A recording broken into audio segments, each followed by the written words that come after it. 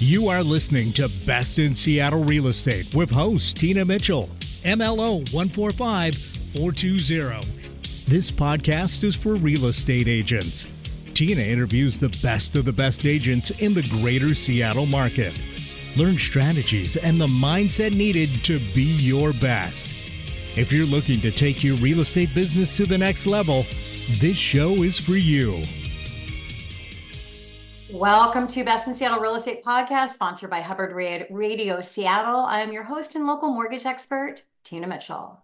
My show is with real estate agents for real estate agents. My lineup is exclusive and reserved for the best of the best in the greater Seattle real estate market based on closed transactions in the last 12 months.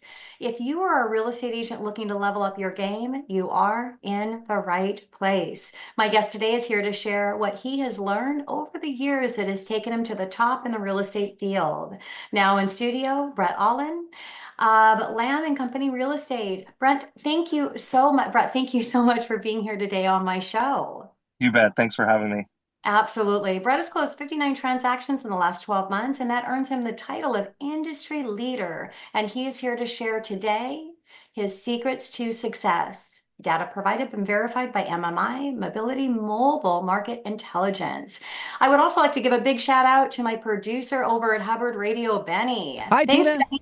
Yeah, good to see you again. Summer's already flown right by. I know it's gone by quickly, and there is a lot of things that we need to do behind the scenes. And without Benny over the years, I absolutely would not be here. So Benny, thanks again. Big shout out to you. You're quite welcome. It's about 58 things, not 59. So I've got to step my game up to Brett. So, I mean, we're all good. Yeah, we're all good. Exactly. You were one deal away. Yes. All right. Oh my gosh. All right. Before we get started and I have a conversation with Brett, my guest, a little bit about him. He's been in real estate for 8 years. 8 years is a long time, a lot of time to gain experience, especially with the number of transactions that he's done. But I want you to listen to that as a real estate agent because 8 years and already the success that he has, again, 59 transactions in the last 12 months. That is why he's here on the show. And you need to stay tuned to listen to what he is doing. So he's celebrating his 4 years of marriage next week. Congratulations. Thanks. Coming Thanks. up. Yeah, next Thursday. So exciting. Yeah. And they have an amazing 5-month-old year son. So congratulations on that as well. Thank you. Thank you. Yeah, Brett says that family is one of the most important things in his life. Fun fact, before getting into the real estate, he was a youth pastor, and he's taken love for people into business and believes that this is the reason why he's been successful is because it really is all about people. So just keeping that in mind, how you treat people and how the same that you want to be treated is the first thing to being successful in real estate, correct, Brett? Totally, 100%. Yeah. So let's go ahead and talk about where does majority of your business come from and how do you foster those relationships? Because a lot of success is how you interact with people, obviously, but being strategic on how you get those business opportunities and then how you stay in contact with them, how you foster those relationships, your follow-up and your follow-through. So can you talk a little bit about that, Brett? You bet. So I have two ways I get do business and get most of my business. One of them is the team I'm on at Lamb & Co. They do an amazing job of bringing in a certain amount of leads, and then it's our job as agents to turn them. We usually get, a certain number, and then it's our job to, they're cold leads, and then we got to go out and do it. And so that's one side. Another side really for me is referral business. Being in this about 8 years, doing between 50 and 60 deals a year, client follow-up and making sure that clients know who I am, checking in quarterly, celebrating pregnancies, celebrating graduation, celebrating engagements. I'm Facebook friends with the vast majority of my clients. I have a CRM that I live in. I also follow up Facebook quite often. And me being intentional and being relational with those people, a large amount of my business is referrals at this point. So people that I've done, 4 or 5 years ago, I'm still in contact with. And I reach out, quarterly, sometimes even more than that. And so that's a massive part of my business. Yeah, your high touch follow up and follow Yeah. plan and strategically, it's kind of like when you look at a target, it's not really about targeted marketing, it's about strategic marketing. For sure.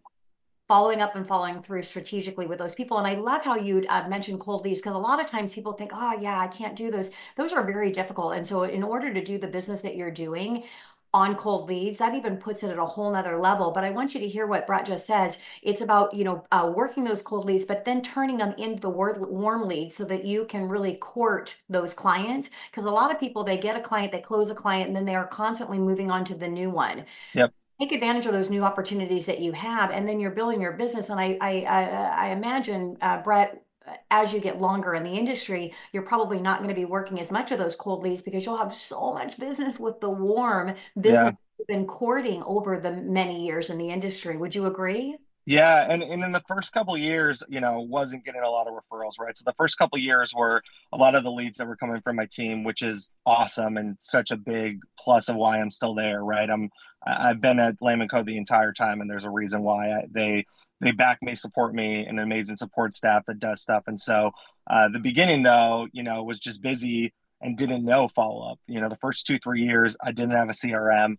I would reach out to clients maybe once a year and be like, oh, I hope they remember me. And then I really pivoted about, I want to say about 3 or 4 years ago, hey, I need to actually stay in touch with these people. If clients are going to come back to me, clients want to see that I'm invested in them and knowing what's going on in their personal life and touching base and seeing what's up and not just shooting them a text and say, hey, is there anything I can do for you, but actually have value, right? So even as simple as in January, sending out settlement statements, the final ones that escrow does too, and they have it, right? But that's a touch point. That's a way of value, right? Or once a year being like, hey, here are, having price evals for every one of my clients that have sold, just a quick email, right? With a bomb me videoing at the bottom, for them to see a face, little things like that. The reach outs, you have to have value and you have to be personal, right? You can't just be like, hey, how's it going? I don't know. I didn't find that being a lot of that wasn't very successful. So I had to pivot how I was doing that. And that's a good shout out as well for real estate agents that are listening. You really have to monitor the success that you're having, and if you're not seeing success, how do you need to pivot to adjust that? And it's really easy to navigate through that if you watch the best of the best. And that's why the why behind this show is so I could really create a space. It's not watching what other real estate agents are doing. It's watching what the best of the best are doing because they're getting success. When you're looking at pivoting, find out and talk with those industry leaders because most industry leaders come from a place of contribution and For they will sure. know what they're doing if you ask them, right? For And sure. so follow what the successful ones are doing. I had an agent that I worked with for a long time in my office, Erica Hardwick, who follow up is she's the best, and she's now transitioned out of real estate to doing high level sales in a different industry. But her involvement with clients was inspirational, and she kind of went through a bunch of stuff with me, and I absorbed so much of it and tweaked some of it for myself too. But the same thing, I was able to learn a lot and really make sure that I added value to the people that I continued to foster relationships with. Yeah, that's awesome. And you mentioned CRM. You have to have a relationship database management. Yep. What do you use? Is it company or is it outside of the company? Company one, it's Follow Up Okay. Boss is the Yeah. Follow Up Boss is the one Oh that I yeah. use. And then Yeah. I kind of tweak some stuff off that too. I have, VIP spreadsheets that I have, offline that I kind of monitor. And my wife does help monitor that stuff for me too, because obviously as I'm out and about doing stuff, my wife's a stay-at-home mom. And so when he's napping, she manages that stuff. She lets me know, hey, quarterly stuff, this is coming up. We need to do this. And so she really helps me stay organized with that.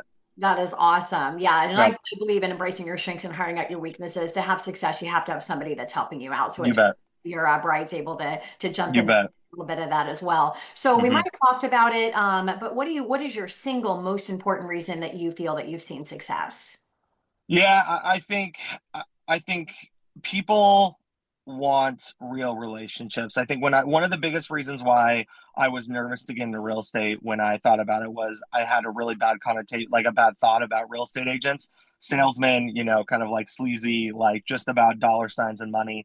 And I really wanted to, if I was going to get into it, I wanted to make sure that I was different. And I know that sounds super cliche, right? Everyone thinks that way, but that's truly how I do my business. I don't want anyone to feel like they're just dollar signs to me. So whether you're a $200,000 client or a $2 million client, I'll work with you.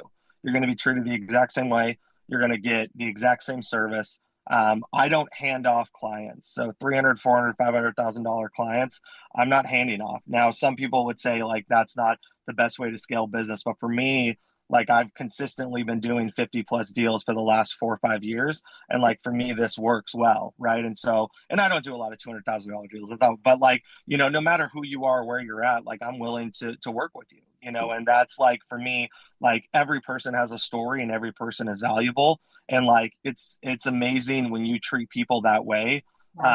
They feel that and they know that, and they also want to refer every single person they know to you because they know that they're going to get the exact same experience. Yeah. And so kind of cliche, hard to totally like measure up how that is, but that is 100% how it happens. Yeah. Well, saying and doing are two different things. And you obviously are doing what you said you were going to do coming into the industry. And you show up, I can, tell just your authentic self. And if you're listening to the show right now, I think that's a big shout out. You have to show up as your authentic self. You need to do things the way that works for you. Yeah. As Brett said, he had to make some adjustments to things to work the way he works, and go with your authentic self, do the work. Do the follow up and follow through, build those relationships, treat people like you want to be treated, and you'll see success in your business. Yeah. Yeah. Coming up next on Best in Seattle Real Estate Podcast, continued conversation with Brett Ahlin of Lamb & Co. Real Estate.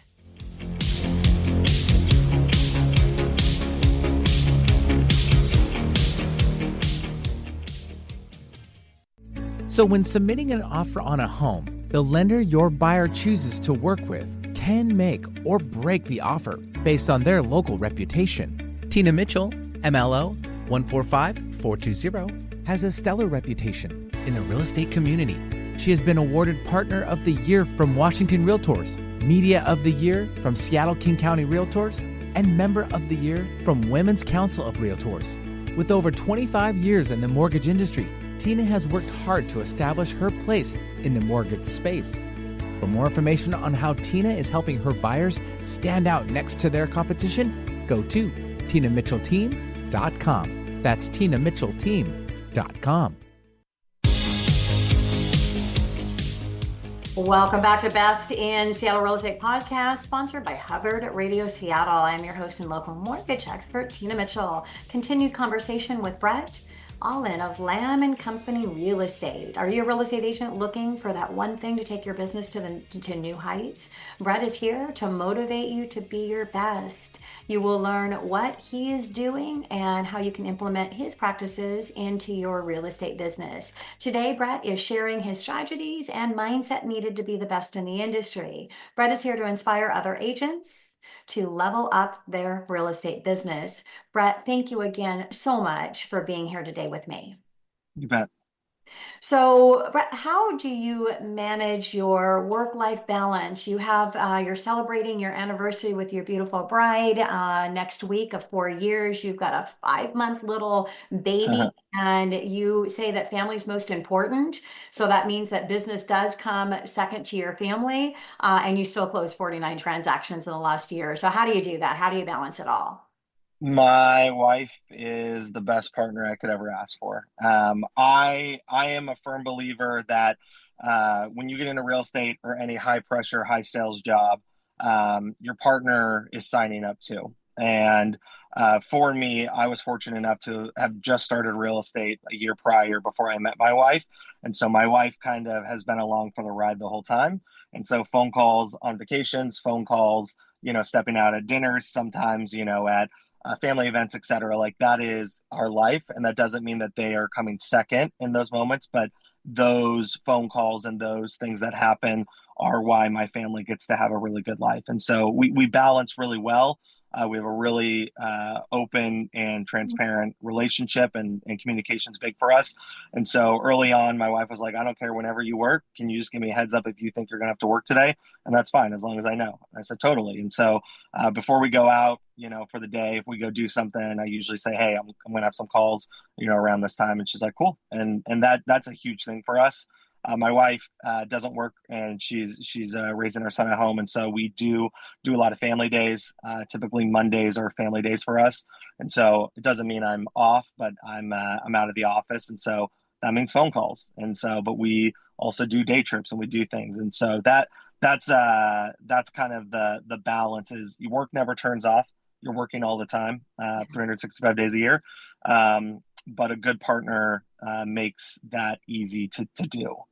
Yeah, that's a great takeaway is she knew what she was getting into. But I think Yeah, if you're listening to what how Brett is explaining that, um, you can be available and accessible all the time, but when you're not doing something, you can be have that highest quality of interaction and relationship with the people that are important to you, right? And I think it's the quality, not the quantity necessary. I mean, you have people that are at home, dads, and they're watching sports, paying no attention to their kids, not playing with their kids, and so there's a yeah, difference there. If you have that quality time, that really is what's important. And I think also that you can decide what works for you as well here, and depending on what type of team that you have to to support you, and how you navigate through that. You can have blocks of times where you've got on your voicemail, hey, I'm going to be unavailable until after 3 o'clock. I'll return your phone call then. I don't think that any client is not going to understand that you're currently meeting with another client. You're tied up for 2 hours, right? And if you have in your totally.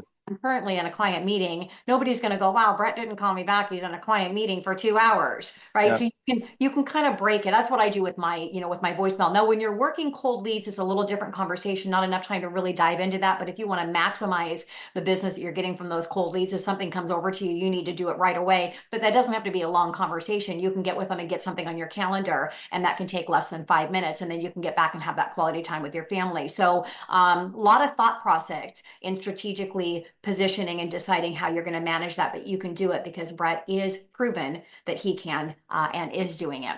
So, hmm Brett, what do you enjoy most about being an entrepreneur? yeah. Honestly, I love that I kind of manage my own schedule, and obviously I work all the time, like I do, but I love that I am in charge and that every day is different. I'm not meant to be in the office every day. I'm not meant to do the same thing every day, clock in at 8, clock out at 5. Like that's not how my brain's wired. I love that I get to work at different coffee shops at different cities, and if my family and I are traveling, I can work remote doing that too. And so I think freedom and having me being like the boss of that is like the best thing ever. And if I want to work, I work, and if I don't, and for me, I always want to work, and so I always work, but I really love having the freedom of that, and I think that also allows my family the best that I can give them too, because there are moments, where I don't have a boss being like, hey, you need to work at 9 o'clock at night to get this thing done, right? I have friends that are in investment banking, that are in other high pressure jobs, and they're home 10, 11, 12 at night because their boss told them to, and like for me, like I am, the one that's in charge, and my family is first. And so I am able to prioritize that. And that's what I love. Yeah. You can definitely in this industry work hard and play hard.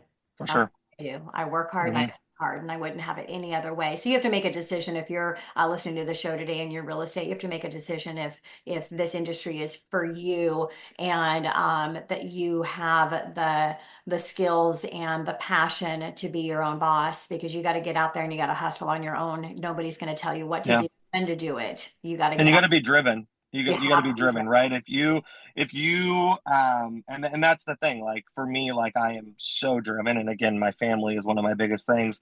I want my kid to go to college for free. My kid's going to go to private school his whole life. Like, those things cost, money. So I know what I'm working for in life, and so for me, like I have a drive. I don't need somebody telling me that I need to go work. Like I'm waking up every day ready to hustle. And so I know what I'm working for. So I drive think and I think hustle. hmm hmm Yeah, that is great. Last final words for our listeners. If you're talking to a real estate agent that's just really struggling out there right now, listening to this show, what would you tell them? Yeah, I mean, I would say the biggest piece of advice that I can give is surround yourself with people that are 5 steps ahead of you, that are better than you. Like for me, I actively seek small groups, one-on-one coffee meetings with people that are 5 years ahead of where I want to be in life. You know, you never want to be the most successful person in the room. You want to be the least successful person in the room, right? Or around that, right? And so for me, being able to, you know, humble myself and say, okay, like I'm ready to go into this room and meet with these people just to learn from them, you know, because they're better than me and everything. And so I think, you know, surrounding yourself with people that are better than you and not trying to look like you have it all together, whether that be on Instagram, on social media. I think that's a big thing. A lot of times on Instagram and other things, agents, it's really easy to be like, oh, I'm this massive successful agent that's a luxury agent, et cetera. Like, you know, just surround yourself with people that are better than you, and being able to do that, like that's a huge thing, because you can learn so much from them.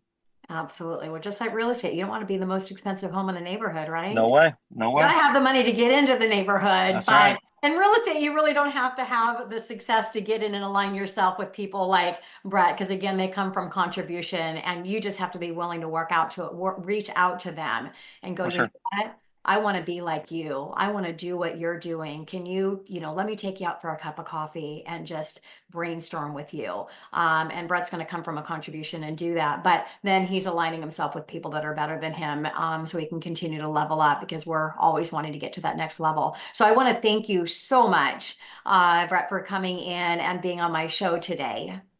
Yeah, thanks for having me.